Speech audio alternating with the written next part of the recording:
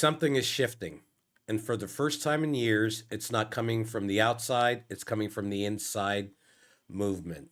When voices that helped build the coalition start asking questions, people notice.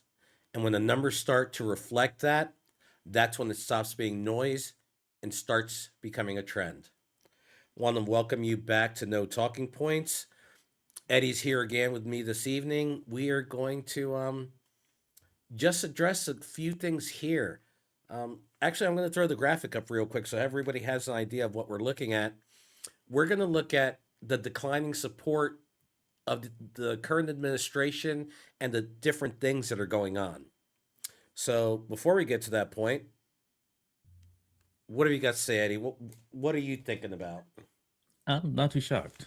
To be realistic with you, this has been a lot of chatter that's been going on out there amongst uh, the community, including his base, and seeing these numbers is reflecting as such. Yeah, yeah, and like people are, it's not one poll. It's the direction. It's poll after poll after poll, and it's emphasizing trends versus a snapshot frame. It says we're seeing the movement over time, and we're seeing it now, hour after hour after hour, daily. Numbers are like all over the place, especially when they make certain announcements.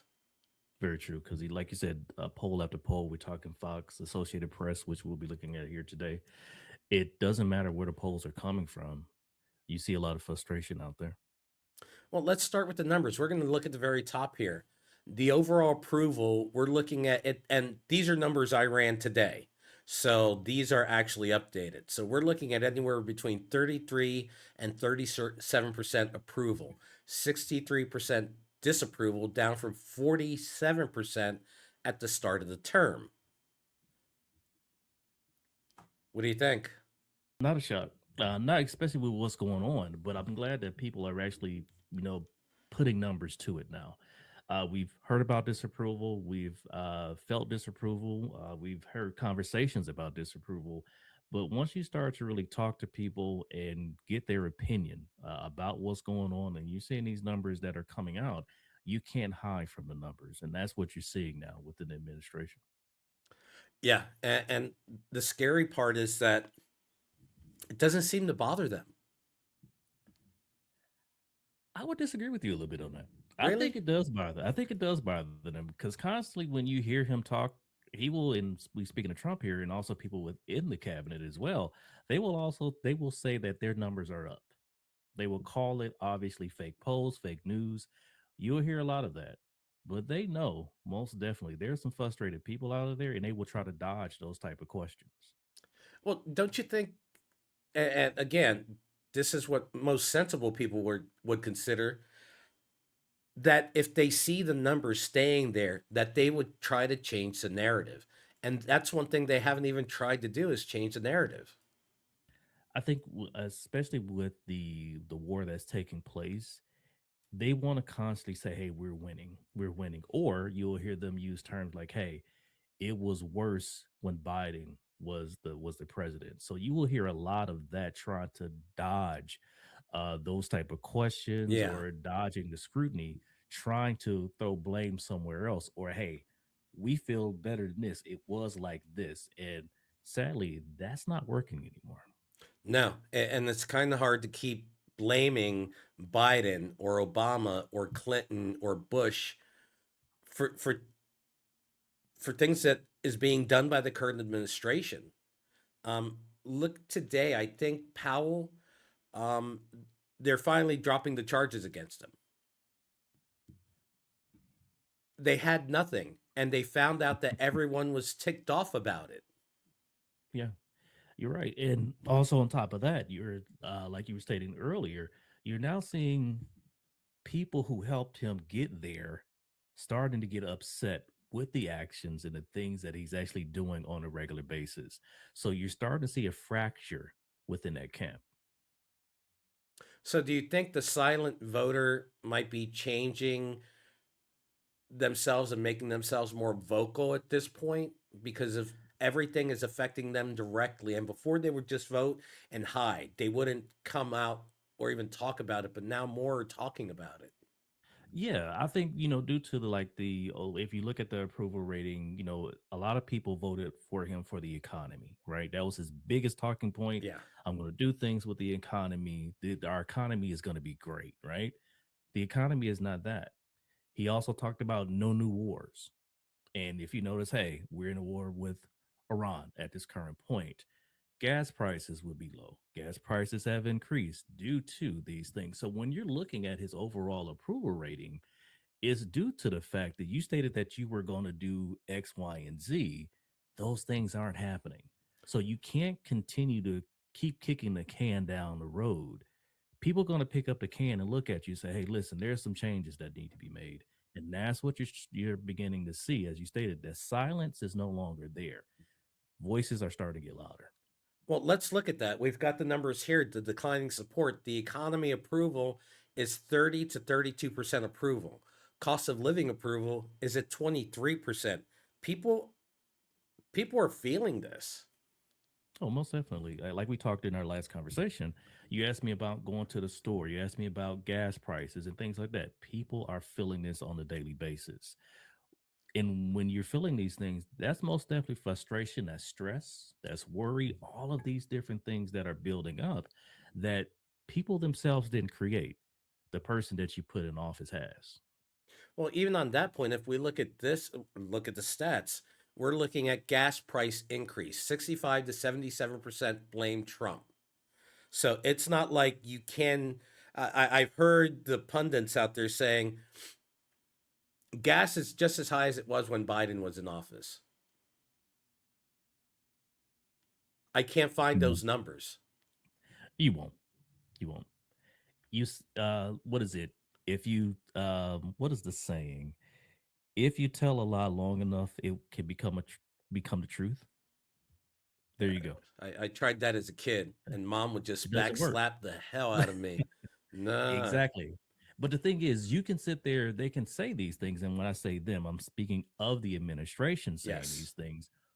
Who is the person that's going to backslap them? I know who it is. Who you got? I know who it is. And it's actually a number that I've got here. The independent approval, because it was the independents that made the difference in this last election. Right now, he's at a 29% approval rating. The majorities disapprove on economy, immigration, and the budget. Now So, let me flip this a little bit. okay, Remember, he's a lame duck. yes, but the midterm isn't. I agree. That's what I was looking for. The midterm is not.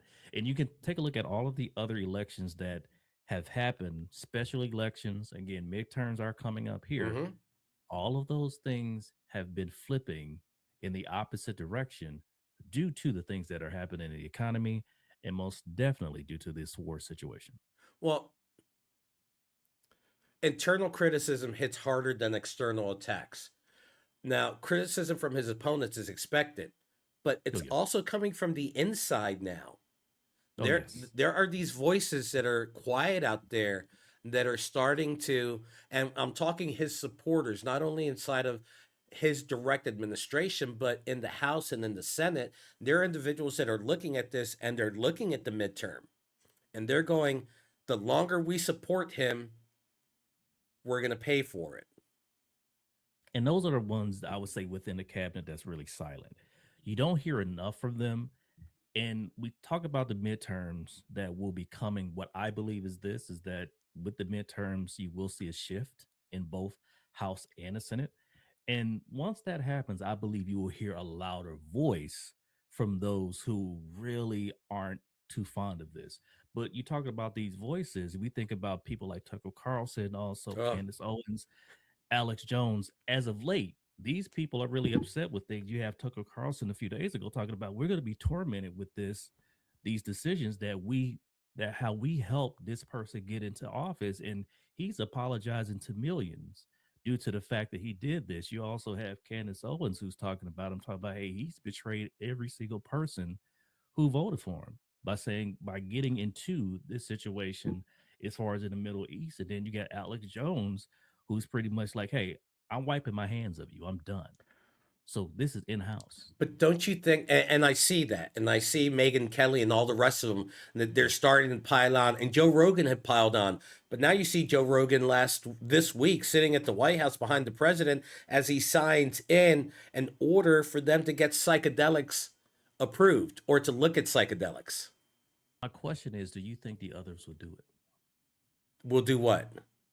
The same thing that Joe Rogan did.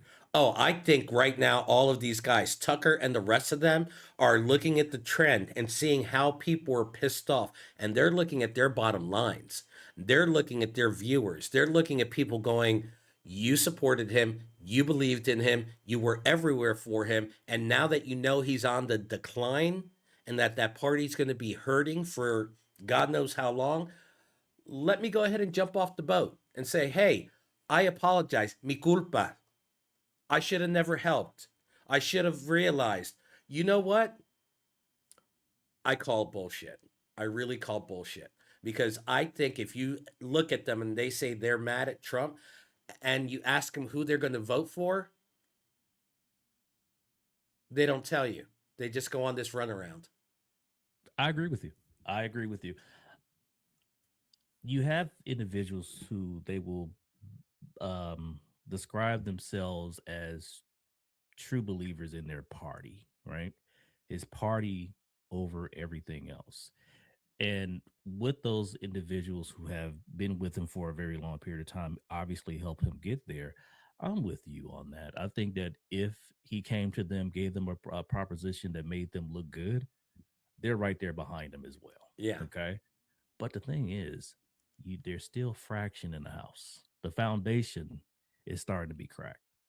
Oh, no, no. I completely agree with you. But like Candace Owens, she had that strong connection. She would have had his child if she could.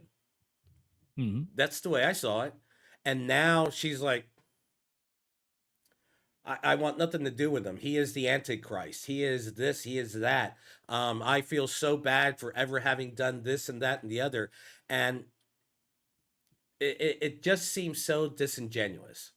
So, And I so think damn disingenuous. a lot of people feel the exact same way. So you're not alone in that. I look at them, I'm like, one day you say this, the next day you say the other. I'm Yeah. a big person based upon your actions. What are your sometimes words can be very, very loose. They can have no type of merit to them. And when it comes to someone's bottom line, and what I mean by bottom line, their financial well being, they will do Yeah. whatever it takes in order to be able to keep finances coming through.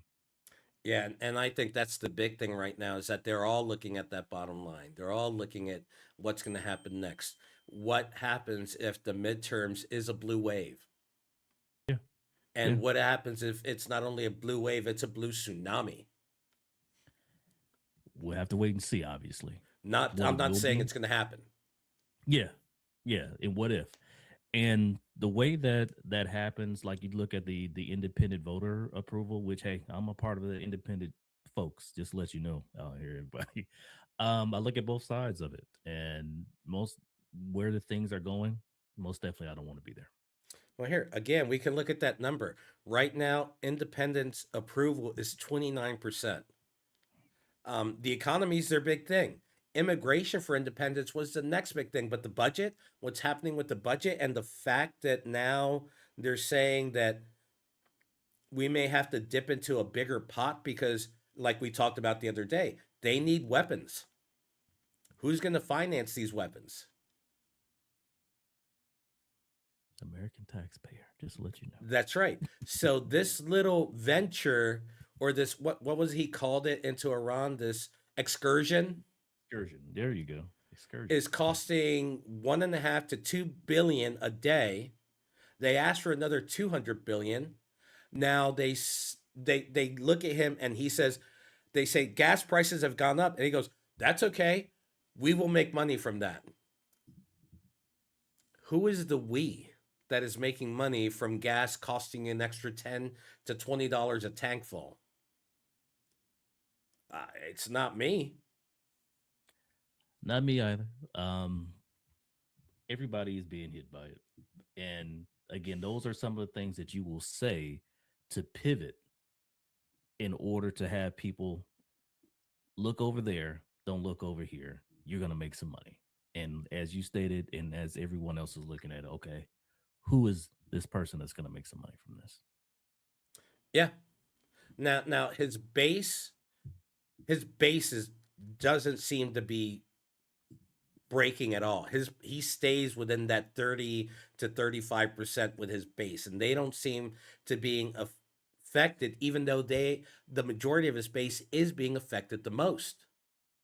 We're looking at uneducated, well, no, non-college educated, and I There you apologize for go. the uneducated, although some of them are. But it's the non-college educated group that he has that is living that paycheck to paycheck and who counts on government assistance, even though they don't want to say they do. And they have those jobs that hurt. They're the I don't even want to call them blue collar. I want to call them sweaty collar because I would agree with those are that. the people that work hard. They are. They are. The people you see at your, your McDonald's and your fast food restaurants, the people that you see at the truck stops, those particular locations, gas stations, whatever you may want to call it. A lot of those people live in those type of communities. That's where they work. Your WalMarts, that's that's his backbone Yeah, as far as the people. But those folks are hurting more than anyone else out here, like you said, without the lack of education. And also, a lot of them live in areas where the economies there are based upon you hope that you have a large company in yeah, that community that can provide yeah. services. And then when that company decides, hey, we've gotten all of the subsidies from this community, or the people want to then, let's say form a union, things of that nature, they're ready to go because they know they have to pay these people more money. And they're looking for politicians to give them hope. But sadly, a lot of the politicians that they have their hope in are using them as pretty much live cattle. Do you think that base of his, they're not great in midterms, but are they going to have the enthusiasm to actually turn out? Or is the Republican base looking at a lower turnout across the board because at this point people are like, I'm done. It's based upon what we've seen now with special elections, and also the I wouldn't count the vote that took place in Washington, Virginia, excuse me, earlier than a week, because that was very, That very was a tight close. split. That was very close. Yeah. So with that being the case, it's hard for me to say what will happen, but I know as we talk about this subject matter, a lot of people are very frustrated. And if things can remain the way that they are, I think that you will see a lower turnout for his base because they're going to be looking at it. You haven't done anything for us. But I would say let's look back at Virginia. Let's look at what happened. They were deciding on redistricting. Now I can Hmm. understand how it was split. But then when it comes down to it, how are they going to vote in that general election come the midterm? Yes, I agree with you. It's Virginia. If you've ever visited Virginia, the eastern portion of Virginia is more Democratic. Hmm. The eastern portion is more Republican. If you look at that map from the vote, that's how that vote broke down. Yeah. The majority of the people, I think, is Fairfax County. That's closer again to the DC. That's where the majority of the vote comes from. Yeah. So when that particular portion of the vote was counted, that's what took the vote over. So, um, with that, I believe that when the midterms does arrive, with it, especially with Virginia, for example, being so close to DC, people there are very, very in tuned to what's happening. You'll see a probably large turnout. I'm concerned about these more rural states, the states that have like a lot of a rural population. Yeah. What will that turnout You're be? not going to turn Alabama. You're not going to turn Oklahoma. You're not going to turn Kentucky. Um, you're not Can we going to get turn enough? Tennessee. The There's question is, like where I live is a red state. Okay. However, in 2020, it was blue. Yeah. So that's the thing. But I agree with you. There's certain states, you Yeah. know what it is. It's not going Okay. to change. It's certain locations where things are getting more progressive. People are looking at it on both sides of it. More independent voters are being developed, and when you get more independent voters, that's when you really start to see things change. Yeah. I will say this also, and I'm throwing the graphic up real quick because one of these at the bottom is country on wrong track. 72% say the country is on the wrong track. And if that's a reality, that bids I hopefully good for the blue party, and I don't know how it's going to affect the red party, but there has to be a change. People feel that they were promised unicorns, and it's just not going to happen. I guess they were they promised unicorns, and what are they getting? We can't say donkeys because that's the use. That's the animal that's used for the Democratic Party, Yeah. right? So I'm trying to figure out what what what Uh, what animal we could compare to, right? I don't know, but it's ugly. I mean, you look at the numbers and you look all through the numbers. And actually, I'm going to pop these damn things back up real quick. Overall approval, 33 to 37.